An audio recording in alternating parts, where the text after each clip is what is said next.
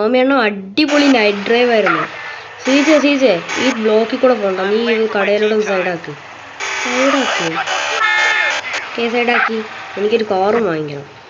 Okay, വാങ്ങിച്ച ടോമി അണ്ണ, പേടിക്കണ്ട. അപ്പം ഞാൻ ചോദിച്ചു നോക്കാം.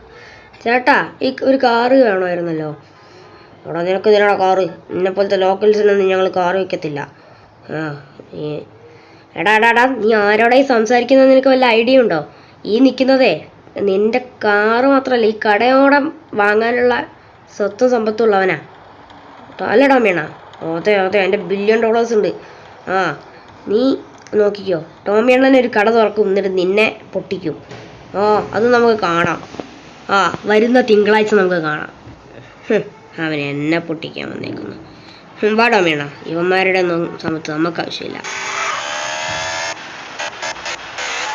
അണ്ണൻ കാർക്കട തുടങ്ങുകയാണെങ്കിൽ എനിക്ക് കാറൊക്കെ ഫ്രീ ആയിട്ട് കിട്ടില്ല അണ്ണ.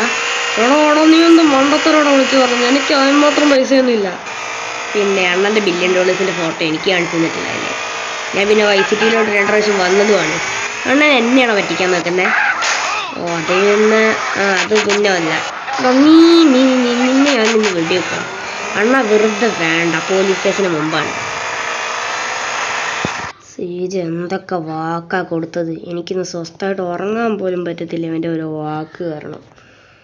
ഏതായാലും എൻ്റെ സീജയ്ക്ക് വേണ്ടിയല്ലേ ഞാനിത് ചെയ്തിരിക്കും. പിന്നെ അല്ല, നാളെ തന്നെ ഒറ്റ ദിവസം കൊണ്ട് എനിക്കൊരു ബിൽഡിംഗ് പണിയിപ്പിക്കണം. അതിന് വൈസിറ്റിയിലോട്ട് വിളിച്ച് പറഞ്ഞിട്ടേ കാര്യമുള്ളൂ. ഓക്കെ, ഞാൻ വൈസിറ്റിയിലോട്ട് വിളിച്ച് പറഞ്ഞിട്ടുണ്ട്. ഇനി നാളെ രാവിലെ എണീക്കുമ്പോൾ ഒരു ബിൽഡിംഗ് അവിടെ കാണാൻ പറ്റും. എടാ മോനെ, ഇതാണ് നമ്മുടെ പുതിയ കാർ ഷോറൂം. കണ്ടാ, ഇത് ഇനി നീ വേണോ ഇത് നോക്കാൻ? ചെയ്തേ, നീയാണോ ആ വേട്ടാവളീനെ വാക്ക് കൊടുത്തത്? അതൊക്കെ ശരിയാടോ അമ്മയണ്ണ, ഞാനിതൊന്ന് ചുറ്റി കണ്ടോട്ടെ. നീ കാണും, ഞാൻ എൻ്റെ ഓഫീസ് ഒന്ന് കാണട്ടെ. എൻ്റെ ഓഫീസെന്ന് വെച്ചാൽ എനിക്കിത് ഓഫീസാക്കി എടുക്കാമല്ലേ? ഇത് ഓഫീസാക്കി എടുക്കാം. പിന്നെ ഇതെനിക്ക് വൈസിറ്റിയിൽ നിന്ന് ഇങ്ങോട്ട് എത്തിച്ച ആ ഒരു മഹാൻ്റെ ഫോട്ടോ ഇവിടെ വെക്കാൻ പറഞ്ഞിട്ടുണ്ടായിരുന്നു. ഇപ്പത്തല്ല, അപ്പുറത്തായിരിക്കും. ആ മഹാൻ്റെ ഫോട്ടോ ഇതാണ്. ഇവൻ തന്നെ വൈസിറ്റി, എൻ്റെ മെയിൻ ഏജൻ്റാണ് ഇവൻ, ഫ്രാങ്ക്ലിൻ ക്ലിൻറ്റൺ. അത് സാരമില്ല, ഏതായാലും എനിക്ക് വേണ്ടി എല്ലാ പണിയും ചെയ്തു തരുന്നതല്ലേ. ഞാനിവിടെ കാലിയൊക്കെ കയറ്റി വെച്ചിരിക്കും, ആരും ചോദിക്കാനില്ല. അണ്ണൻ വൻ സെറ്റപ്പാണല്ലോ. ഇതൊക്കെ ഒന്ന് ചുറ്റി കണ്ടില്ലെങ്കിലേ അണ്ണൻ്റെ ഫ്രണ്ടാന്ന് പറഞ്ഞ് നടന്നിട്ട് എന്ത് കാര്യമുള്ളേ? അതൊക്കെ ഒന്ന് ഇറങ്ങി കാണാം. സീന് ഇതിലൂടെയാന്ന് തോന്നുന്നു വെഹിക്കിൾസ് ഇറക്കണത് കേട്ടോ. അവിടെ വെഹിക്കിൾസ് നിർത്തിയിട്ട് ഇതിലൂടെ ഇറക്കും. ഇവിടെ വെഹിക്കിൾ നന്നാക്കുന്ന ഏരിയ. അടിപൊളി. ടോമി അണ്ണ ഇങ്ങോട്ടൊന്ന് വന്നേ. വാ. എന്താണ് മണ്ടപ്പ നിനക്ക് വേണ്ടത്? പറ അണ്ണ. എന്താ അറിയോ, നമുക്ക് വെഹിക്കിൾസ് ഇറക്കണ്ടേ?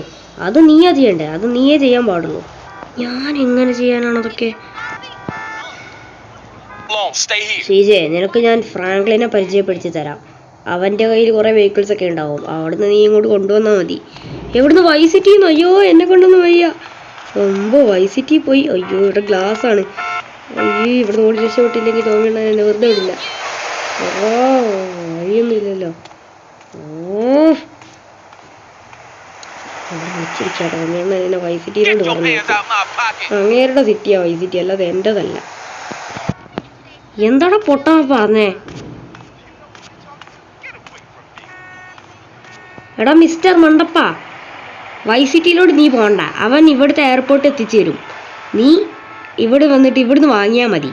പൊട്ടാ, ഇവിടുന്ന് വാങ്ങാൻ നിനക്ക് ഇത്ര പാടാണോ? നിന്റെ ദേഷ്യം ഞാൻ ഇവനിൽ തീർത്തു. സോറി. ഇവനോട് ഞാൻ എൻ്റെ ഭാഷയിൽ ഒരു സോറി പറയട്ടെ. സോറിടാ മോനെ. എല്ലാവരും എന്നെ കണ്ടുപടി. ഓക്കെ, അപ്പോൾ ഗൈസ്, ഇന്നത്തെ വീഡിയോ ഇത്രയേ ഉള്ളൂ. ഇനി ഇതിൻ്റെ സെക്കൻഡ് പാർട്ട് വരും. അതിൽ ടോമി അണ്ണൻ പുതിയ കാറൊക്കെ ഇറക്കും. അപ്പോൾ ബൈ.